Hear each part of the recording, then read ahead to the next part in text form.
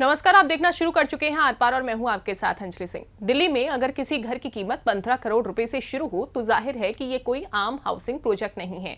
और अगर ये घर चाणक्यपुरी जैसे प्रीमियम लोकेशन के पास हो, 4 बेडरूम वाले हों और एरिया 4000 स्क्वायर फीट से ज्यादा हो, तो नेचुरली सवाल उठता है कि आखिर इन फ्लैट्स में ऐसा क्या खास है कि इनकी कीमत इतनी ज्यादा रखी गई है। दरअसल सरकारी company NBCC India limited Avenue towers नाम के प्रोजेक्ट के 262 अल्ट्रा लग्जरी अपार्टमेंट्स को ई ऑक्शन के जरिए बेचने की तैयारी में है। ये project Africa avenue Sarojini Nagar में है और चाणक्यपुरी के बेहद करीब है। इन फ्लैट्स को बेचकर मिलने वाली रकम का इस्तेमाल दिल्ली की कई सरकारी रेसिडेंशियल कॉलोनीज के रीडेवलपमेंट में किया जाना है। यानी एक तरफ दिल्ली के प्रीमियम रियल एस्टेट मार्केट में लग्जरी होम्स की सप्लाई बढ़ेगी, तो दूसरी तरफ इस बिक्री से मिलने वाला पैसा सरकारी हाउसिंग इंफ्रास्ट्रक्चर को बदलने में इस्तेमाल होगा। आइए इसे थोड़ा डिटेल में समझते हैं। सबसे पहले इस पूरे प्रोजेक्ट को नंबर्स में समझते हैं। ये सभी अपार्टमेंट 4 बेडरूम वाले हैं और हर घर का सेलेबल एरिया 4000 स्क्वायर फीट से ज्यादा बताया गया है।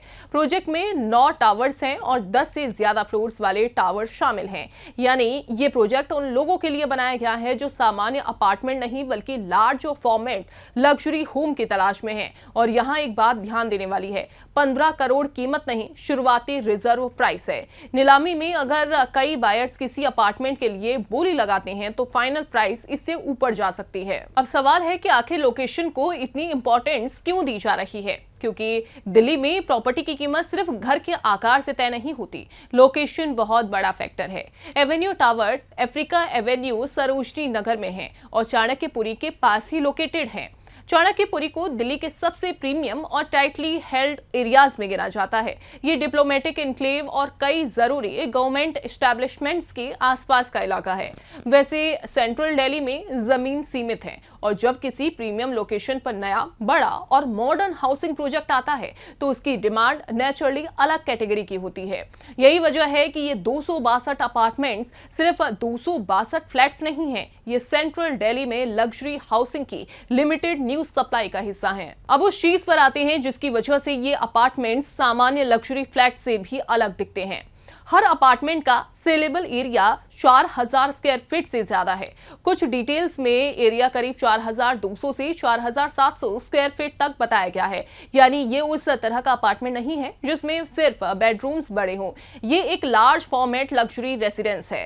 प्रोजेक्ट में हर यूनिट के साथ 3 डेडिकेटेड पार्किंग स्पेसेस होने की जानकारी भी सामने आई है।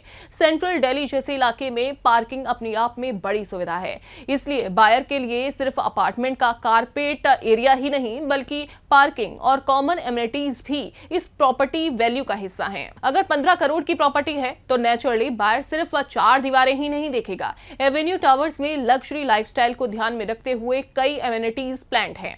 प्रोजेक्ट में करीब 50,000 स्क्वायर फीट का क्लब हाउस और कई लाइफस्टाइल एमिनिटीज की जानकारी दी गई है।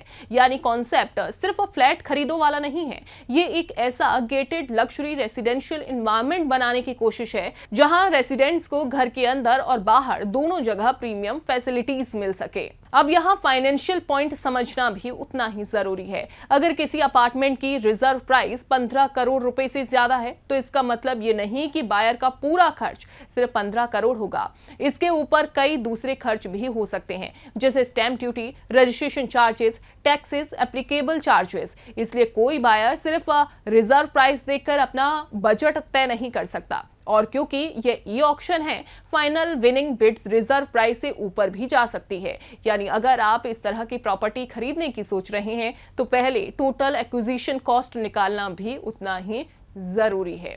चलिए अब बात करते हैं इसके सबसे इंटरेस्टिंग हिस्से की। ये प्रोजेक्ट सिर्फ लग्जरी होम्स बेचने के लिए नहीं है। इन अपार्टमेंट्स की बिक्री से आने वाली रकम का इस्तेमाल दिल्ली की सरकारी रेसिडेंशियल कॉलोनीज के रीडेवलपमेंट में किया जाना है। इनमें शामिल हैं सरोजनी नगर, नेताजी नगर, श्रीनिवासपुरी और Kasturba Nagar. In general pool residential accommodation यानी जीपीआरए कॉलोनीज के रीडेवलपमेंट को इस ब्रॉडर प्लान से जोड़ा गया है। इसका मतलब यह हुआ कि लग्जरी अपार्टमेंट्स बेचने से मिलने वाला पैसा सिर्फ एक रियल एस्टेट ट्रांजैक्शन नहीं रहेगा, ये पैसा दिल्ली में पुराने सरकारी हाउसिंग इंफ्रास्ट्रक्चर को नए रूप में विकसित करने के लिए इस्तेमाल किया जा सकता है। पहले एनबीसीसी ने इस ऑक्शन से करीब 4400 करोड़ रुपए जुटाने का अनुमान जताया था। होगा, लेकिन ये फिगर इंडिकेटिव एक्सपेक्टेशन है। फाइनल अमाउंट इस बात पर डिपेंड करेगा कि कितने अपार्टमेंट्स बिकते हैं और ऑक्शन में फाइनल बिड्स कितनी जाती हैं। अगर डिमांड स्ट्रांग रहती है और बिडिंग रिजर्व प्राइस से ऊपर जाती है तो एक्चुअल कलेक्शन अलग हो सकता है। यानी सरकार और एनबीसीसी के लिए ये सिर्फ हाउसिंग सेल नहीं बल्कि रीडेवलपमेंट के लिए बड़ा फंडिंग मैकेनिज्म भी है। वैसे क्या आपको पता है कि इन अपार्टमेंट्स की ई ऑक्शन पहले 19 अगस्त 2026 को ही होने वाली थी, लेकिन एनबीसीसी ने उस ऑक्शन को एडमिनिस्ट्रेटिव रीजन बताते हुए कैंसिल कर दिया था। लेकिन अब फ्रेश ई ऑक्शन की तैयारी की जा रही है और नई तारीख बाद में जारी की जानी है।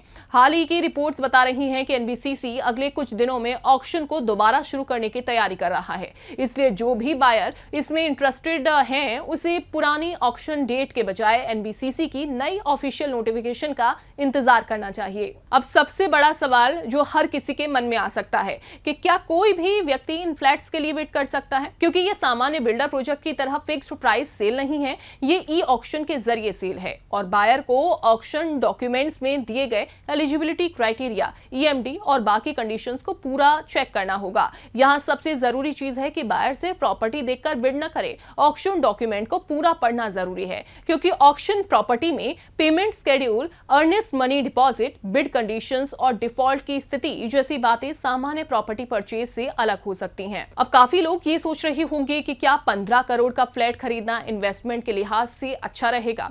इसका सीधा जवाब है कि अगर कोई व्यक्ति सिर्फ इस उम्मीद में प्रॉपर्टी खरीद रहा है कि कीमत कुछ साल में बहुत ज्यादा बढ़ जाएगी तो उसे पहले मार्केट रिसर्च करनी होगी। सेंट्रल दिल्ली की प्रीमियम लोकेशन निश्चित रूप से अट्रैक्टिव है, इसमें कोई डाउट नहीं, लेकिन इसका मतलब ये बिल्कुल नहीं कि प्रॉपर्टी की कीमत हमेशा बढ़ती ही रहेगी। प्रॉपर्टी मार्केट में demand, supply, interest rate, economic condition, infrastructure और प्रोजेक्ट क्वालिटी जैसे कई फैक्टर्स काम करते हैं। इसलिए 15 करोड़ का फ्लैट है तो फ्यूचर में 30 करोड़ का हो जाएगा, जैसी सोच के आधार पर इन्वेस्टमेंट करना सही नहीं होगा। अगर कोई बायर इस ऑक्शन में सीरियसली पार्टिसिपेट करना चाहता है तो कुछ चीजों की जांच सबसे पहले करनी होगी। कुछ चीजें चेक कर लीजिए, जैसे कि टोटल कॉस्ट कितनी होगी, कारपेट एरिया कितना होगा, एग्जैक्ट डिटेल्स उसकी कितनी है, कितनी पार्किंग और किस कंडीशन में आपको मिलेंगी, ओनरशिप और अप्रूवल्स, विनिंग बिड के बाद पेमेंट कब करनी है, डिपॉजिट और रिफंड कंडीशंस क्या हैं, बैंक से फाइनेंसिंग पॉसिबल है या नहीं और मंथली एनुअल मेंटेनेंस कॉस्ट क्या रहेगी। वैसे इतनी बड़ी रकम की प्रॉपर्टी में लीगल और फाइनेंशियल ड्यू डिलिजेंस सबसे जरूरी है। तो चाणक्यपुरी के पास 262 लग्जरी अपार्टमेंट्स जिनके फ्लैट्स की बिड स्टार्ट होगी 15 करोड़ रुपए से।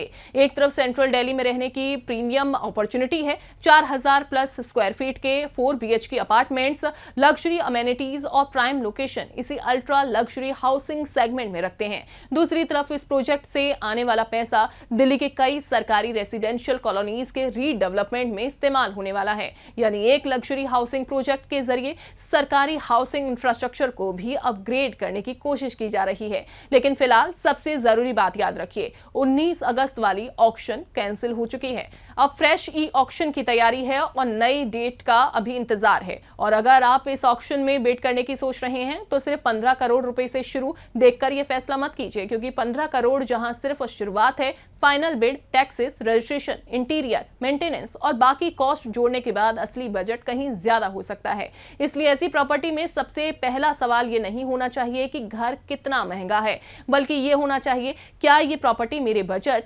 जरूरत और लॉन्ग टर्म फाइनेंशियल प्लान के हिसाब से सही है। और यही सवाल किसी भी करोड़ों की प्रॉपर्टी को लग्जरी परचेज से स्मार्ट परचेज बना सकता है।